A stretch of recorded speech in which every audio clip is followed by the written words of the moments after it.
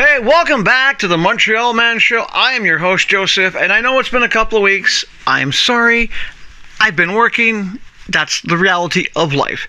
So this video is sort of a follow-up to the last video I did, the sad reality of Canada, where I talked about retirement, basically, how the Canada pension plan is, not going to be enough for people to retire on. And I had a lot of supporting comments. I had a couple comments that, one person said my concept was trash. Another person said that you're not supposed to rely on CCP to retire. Another person basically made a comment that their parents are in their 80s and they calculated that by the time they were 71, they got all their CCP pension, they were money put in. That's fine. Good for you if your parents have retired. Good for you if you actually have savings put aside. Now, most Canadians don't have that. And the reason why I said that in the last video is because the reality of Canada has changed over the years.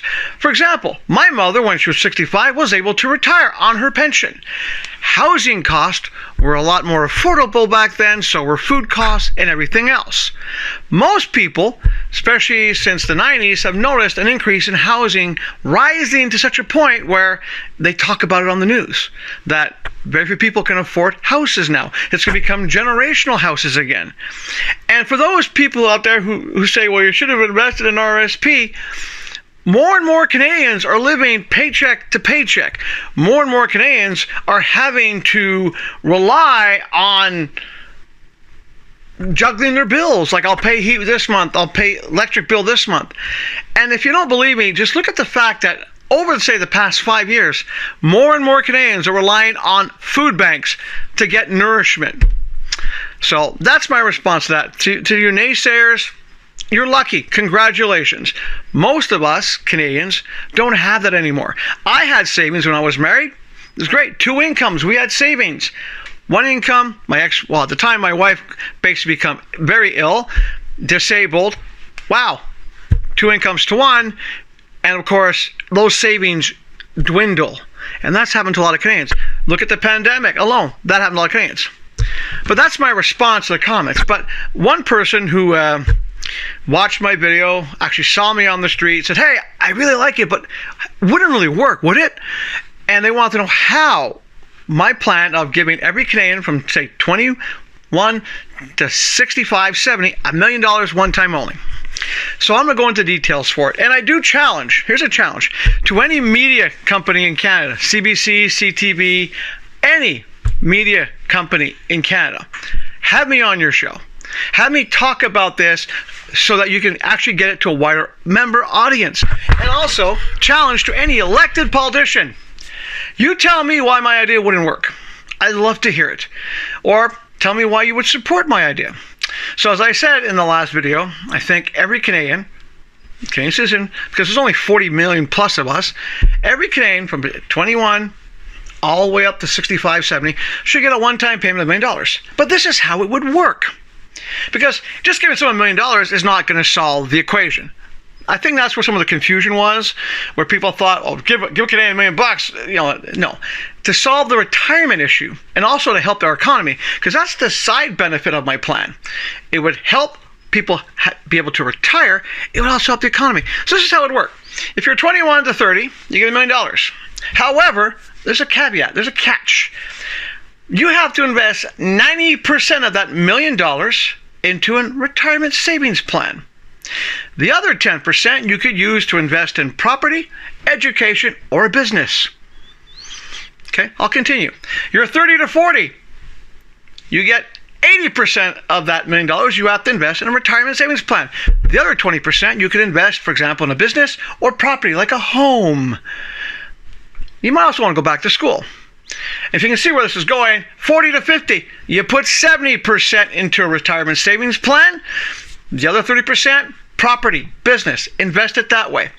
And of course, keep it on going, 50 to 60, 60% goes into a savings plan, property, business, investment.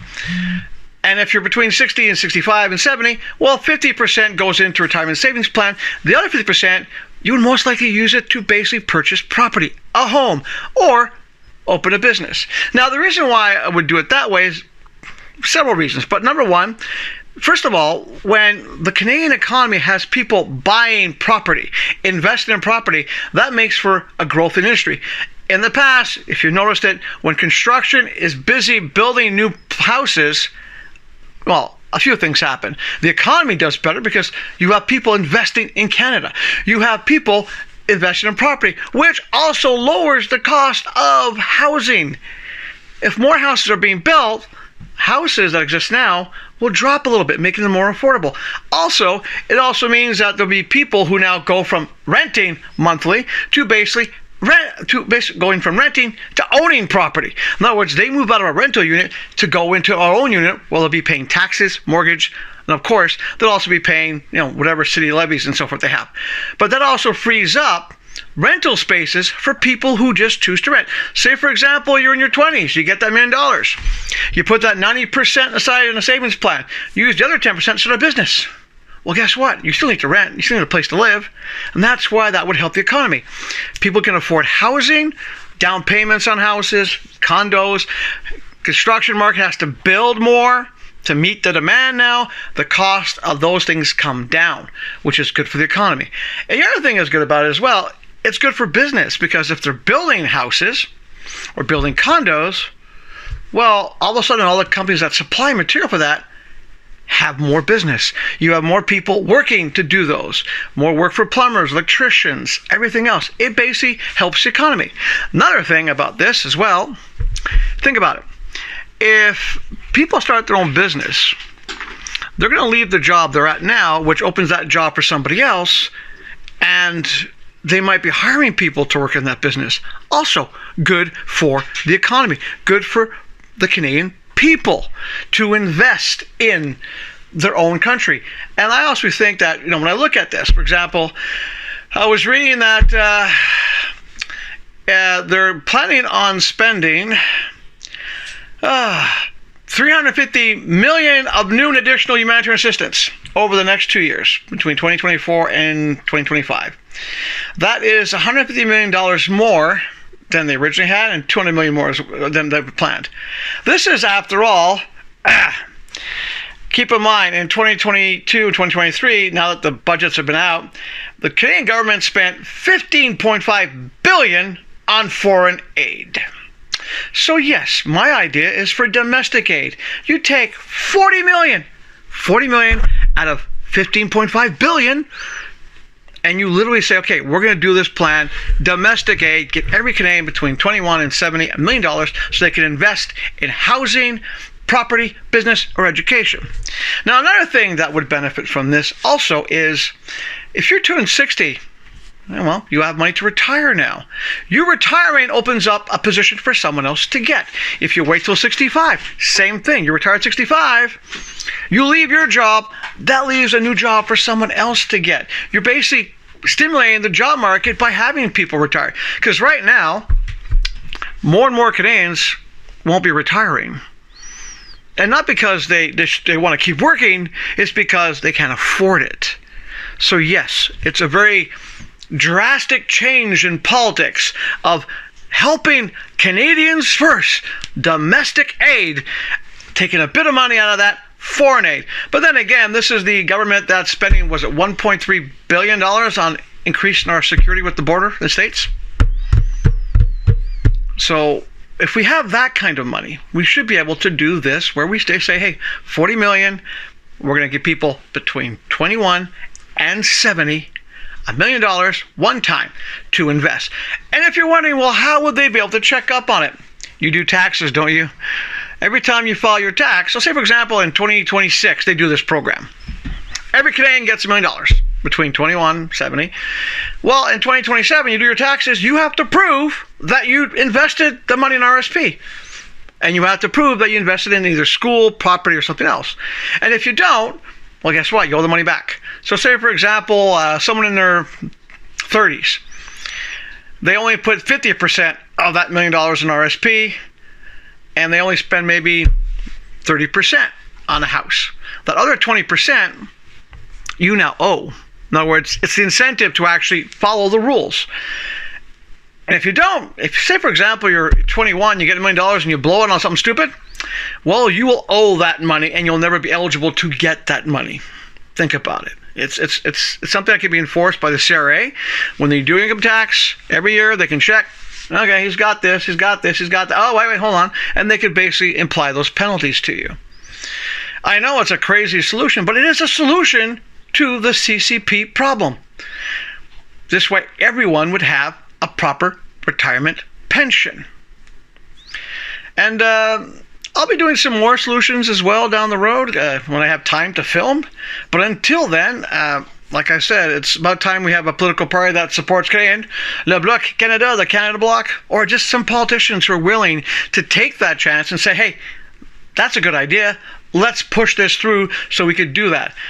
And before you go, how would this be able to continue? There's people turning 21 every year. If you think there's 40 million Canadians right now.